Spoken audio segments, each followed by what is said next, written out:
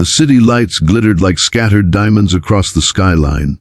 At the heart of it all stood Arav Mira, the young millionaire whose name echoed in business magazines, social media feeds, and the whispers of those who envied his rise. He had climbed faster than anyone expected, his empire of luxury hotels and tech investments making him one of the most sought-after bachelors in the country. People admired his sharp suits, his expensive cars, and the way he seemed untouchable. Yet behind those glass walls of success, his mother often whispered in her prayers that her son had built everything except a home within his own heart. Amira, Arav's mother, lived quietly in the old family house far from the chaos of the city. She was a woman with silver threads in her hair and hands worn from years of sacrifice.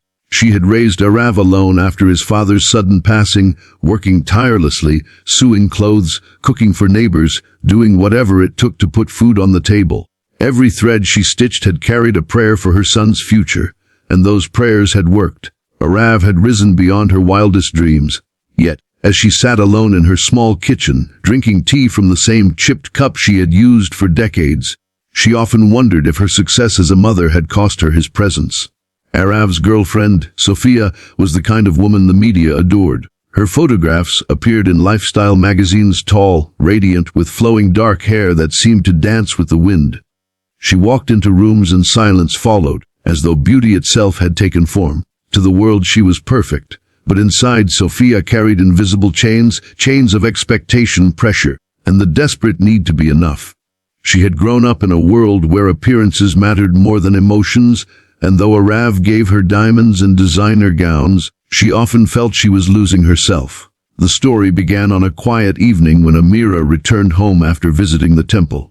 She stepped into the living room and froze. There was Sophia, standing in front of the mirror, scissors trembling in her hand, strands of her long dark hair scattered across the floor.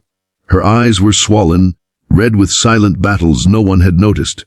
Her hands shook as she lifted another lock, ready to cut, as if severing each strand could silence the storm inside her. "No, Beta, stop," Amira cried, rushing forward, her voice breaking with urgency. She grabbed Sophia's wrist gently, her old hands trembling as she held the younger woman's hand still. "Don't do this, child. Don't hurt yourself this way." Sophia's lips quivered, but no words came out.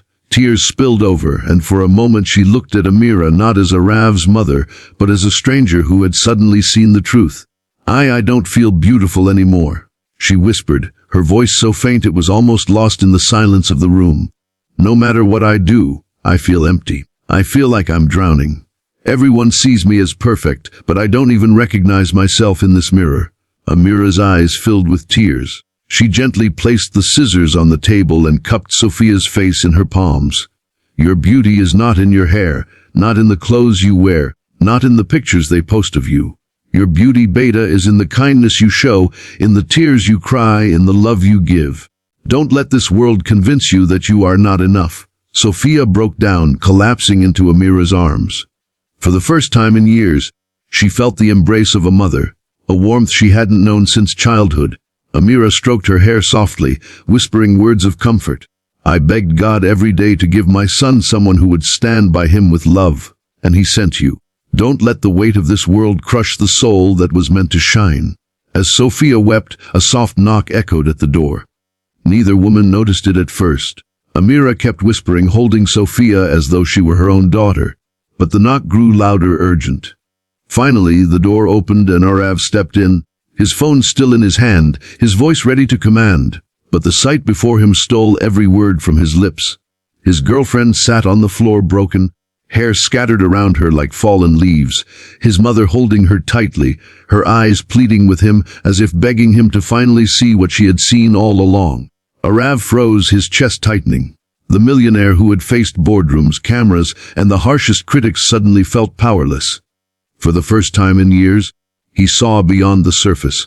He saw Sophia's pain, his mother's unconditional love, and the emptiness in himself that wealth had never filled. His breath caught in his throat as he whispered the only words that came to him, "My God, what have I done?"